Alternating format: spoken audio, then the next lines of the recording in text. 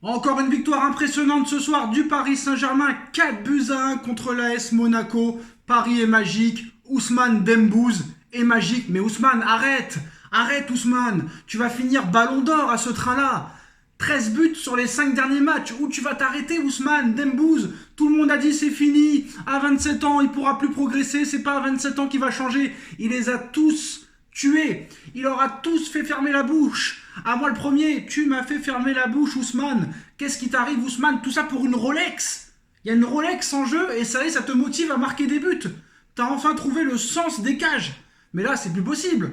On n'en demandait pas tant. Honnêtement. Nous, on voulait que tu marques quand même minimum 10 buts par saison. Mais là, frère, t'en es déjà à 21. 21 buts, toutes compétitions confondues pour Ousmane Dembélé, qui fait, je pense, la meilleure saison de sa carrière. Honnêtement, il est impressionnant depuis début janvier. Vous vous rendez compte que sur les 13 buts qu'il met, 5 matchs. Sur les 5 derniers matchs, 13 buts, Ousmane. Depuis le mois de janvier, Ousmane, qu'est-ce qui t'arrive? Qu'est-ce qui t'arrive, franchement? Dis-le-nous, Dembouz. Est-ce que tu es malade, Dembouz? Est-ce que ça va? Est-ce que tu as de la fièvre? Dis-le-moi. Parce que là, tu es impressionnant. Tu es remarquable. Et en plus de ça, les gars, sur les 22 buts ou 21 buts inscrits cette saison, aucun sur penalty. Et sur les 21 buts inscrits, 13 en 2025. On est seulement début février. C'est complètement impressionnant. Où va s'arrêter Ousmane Dembélé? Est-ce que Ousmane Dembélé peut prétendre au Ballon d'Or 2025? À cette allure-là, c'est possible. Après, tout dépend ce que Paris fera en Ligue des Champions, à la Coupe du Monde des clubs. Mais il y a beaucoup de choses cette année. Il y a beaucoup de choses cette saison. Et peut-être que Ousmane Dembélé peut viser le top 3 Ballon d'Or. Pour l'instant, Salah est en tête. Il n'y a pas photo. Rafinha, je pense, est juste derrière. Et après, il y a Ousmane, il y a Lamine Yamal, qui sont vraiment impressionnants. Mais là, Ousmane, métamorphosé. Comme quoi, dans la vie, rien n'est impossible. Même à 27 ans. Tous les médias, tous les journalistes, toute la presse écrite, tous les supporters qui disaient que Dembélé était mort, que Dembélé ne changera pas. Ça y est, il a 27 ans, c'est terminé. Il ne peut pas évoluer. Il restera Dembélé. Dembélé fait du Dembélé. Et Dembélé a contrecarré tous les dires de tous ces incultes. Honnêtement, bravo. Bravo Ousmane. Pour moi, t'es l'homme du match, très clairement. Bravo Ousmane, bravo pour ton travail. Bravo pour le travail d'Enrique, mais voilà. Honnêtement, Ousmane, il est exceptionnel, il est remarquable. Ousmane Dembélé devient le premier joueur de l'histoire du Paris Saint-Germain à marquer lors de ses 7 premiers matchs lors d'une année civile. Le premier joueur parisien de l'histoire du club. Vous vous rendez compte, il a déjà battu un record la semaine dernière en étant le premier Parisien à mettre 2 triplés d'affilée. Et là, il devient le premier Parisien à marquer sur ses 7 derniers matchs. Ce qu'a fait Dembélé, Ronaldinho ne l'a pas fait au PSG, Messi ne l'a pas fait au PSG, Neymar ne l'a pas fait au PSG, Zlatan, Cavani, Mbappé ne l'ont pas fait au PSG. Ce que fait Ousmane depuis quelques semaines, c'est du grand art. Vous vous rendez compte que même Neymar, Messi, Mbappé, Zlatan, Cavani, Di Maria, Paoletta, Ronaldinho, tous ces stars, toutes ces légendes du football et du Paris Saint-Germain n'ont pas réussi cet exploit. Donc voilà, Ousmane est sur un autre monde. Et là, il est dans une autre galaxie. Il est complètement fou, il est incroyable, il est exceptionnel. Je pense que les ventes de maillots vont exploser. Maintenant, ce qu'on attend de Ousmane Dembélé, c'est de faire les mêmes matchs en Ligue des Champions. Et là, contre Brest, c'est le moment de le faire. En tout cas, bravo au Paris Saint-Germain. Des Patek et des Rolex, continuez à lui en donner. Continuez à lui en donner des Patek et des Rolex. Parce qu'à ce niveau-là, moi, je lui donne une Rolex par jour. Je vous dis la vérité. S'il faut lui donner des Rolex pour qu'il soit à ce niveau-là, il n'y a pas de problème. 21 buts, 5 passes décisives cette saison pour monsieur Ousmane Dembélé. Et 13 buts ont été marqués en 2025, alors qu'on est seulement début février. C'est totalement remarquable. Bon, on va pas parler que de Ousmane ce soir, même si c'est impressionnant ce qu'il fait, mais il y a d'autres joueurs qui ont cassé la baraque ce soir. On va parler aussi de la défense, qui pour moi ce soir n'a pas été bonne. Heureusement qu'il y avait un bon Marquinhos, parce que c'était chaud. Alors pas chaud, a pas été mauvais non plus, mais sur certaines phases de jeu, sur le but avec Nuno Mendes, sur le but encaissé, sur le but qu'on prend, le but de Monaco, Mendes et Pacho sont très clairement fautifs. Nuno Mendes a été catastrophique ce soir. C'est le seul joueur qui a été mauvais pour moi ce soir. Il a été nullissime, que ce soit défensivement et offensivement. Et pourtant, Nuno, je l'adore. Nuno Mendes, c'est un kiff. Mais depuis qu'il est revenu de sa blessure au mois de mai, il n'arrive pas à retrouver son niveau. Et il n'arrive pas à progresser ces dernières semaines. Et il a de la chance de ne pas avoir de concurrence à gauche, parce que s'il y avait de la concurrence à gauche, je pense qu'il ne serait peut-être même pas titulaire. Mais il va falloir faire vraiment quelque chose pour Nuno Mendes. Il a raté tous les centres, il n'a pas réussi un centre, il n'a pas réussi une frappe. Limite à la fin, il a joué plus ailier gauche que arrière gauche. Il a pris la place de Kvaratskhelia quand il est sorti. Kvara, frérot, comment ne pas parler du but exceptionnel de Kvara?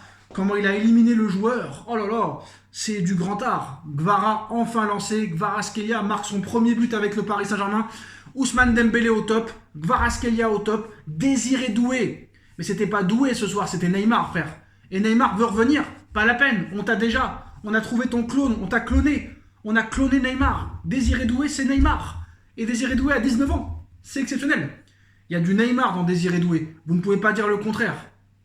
Et moi, j'ai pas peur de le dire.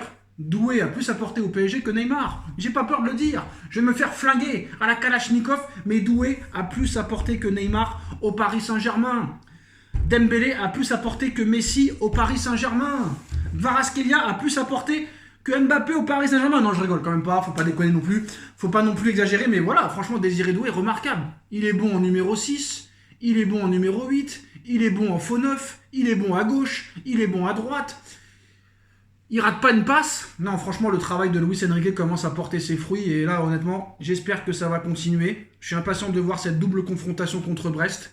Et après, si le PSG passe contre Brest, parce que bien sûr, rien n'est fait, je suis impatient de voir cette double confrontation contre Liverpool ou le FC Barcelone, qui sont pour moi les deux meilleures équipes du monde à l'heure actuelle. Je pense que contre le Barça, il y a possibilité de faire quelque chose. Contre Liverpool, je ne sais pas, mais Paris progresse. Paris se rapproche du Barça. Paris se rapproche de Liverpool. Vous vous rendez compte quand même qu'en 3 matchs, en moins de 2 mois, on a affronté 3 fois Monaco, décembre, janvier et février. On leur a mis 9 buts. C'est totalement impressionnant. 9 buts pour une équipe qui joue les barrages de Ligue des Champions. On leur a mis 9 en 3 matchs. Et on n'a pas été exceptionnel. C'est ça qui est impressionnant. Ce soir, on gagne 4-1, mais on n'est pas exceptionnel. Défensivement, beaucoup de lacunes. Au milieu de terrain, un coup bien, un coup pas bien. Il n'y a que offensivement où on est vraiment les maîtres. Voilà, il n'y a rien à dire offensivement. Que ce soit Kvaratskhelia, Désiré Doué, Ousmane Dembélé, c'est exceptionnel. Voilà, il n'y a rien à redire.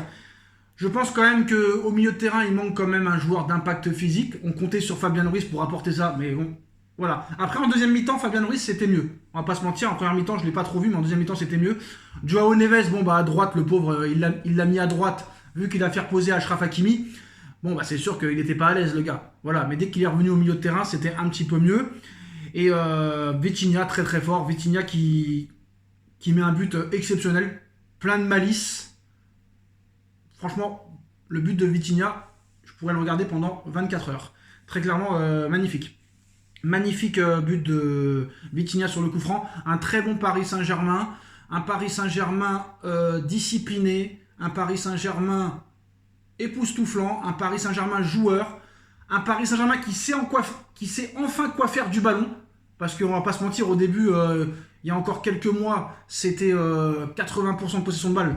Mais ça jouait à la passe à 10, c'était pas exceptionnel. Et là, franchement, ce que veut faire Luis Enrique, c'est en train de fonctionner. C'est encore en train de marcher. Ça commence vraiment à voir le jour, le projet Enrique. Et j'espère que ça va continuer. En tout cas, le Paris Saint-Germain s'offre l'AS Monaco. L'invincibilité en Ligue 1 continue pour les Parisiens qui prennent provisoirement 13 longueurs d'avance sur les Sardines, comme leur numéro de département. Donc voilà, Monaco a raté l'occasion de revenir à hauteur des Marseillaises. Et Ousmane Dembélé, je sais plus comment t'appeler. Odé, Ousmane Dembélé, Dembouz, arrête-toi frère. Arrête-toi, ça se voit trop. Il y a le ballon d'or qui est dans ton bras là. C'est pas un bébé que tu vas porter bientôt. C'est le ballon d'or. Le ballon d'or arrive. Ousmane Dembélé en plus qui marque l'histoire de Paris, devenant le premier joueur à inscrire au moins un but sur les 7 premiers matchs du PSG sur une année civile. Il avait déjà battu un record la semaine dernière en rentrant dans l'histoire en étant le premier joueur à mettre 2 triplés d'affilée. Premier but de Kvaratskhelia sous ses nouvelles couleurs, avec un but en plus de ça exceptionnel. À part ce but encaissé et pas de clean sheet, bah voilà. Dembélé c'est top. Combien de temps ça va durer? J'espère très longtemps, mais en tout cas, on est en route peut-être pour quelque chose de très très grand cette saison. Personne n'aurait pu dire au mois de septembre, au mois d'octobre, ou encore au mois de novembre, que Paris allait produire un jeu magnifique à partir du mois de février ou du mois de janvier. Il n'y a que Enrique qui y croyait, donc voilà, il faut faire confiance un petit peu des fois. Maintenant, on verra ce qui va se passer, en espérant que ça va durer, mais le Paris Saint-Germain est vraiment sur une spirale très très positive.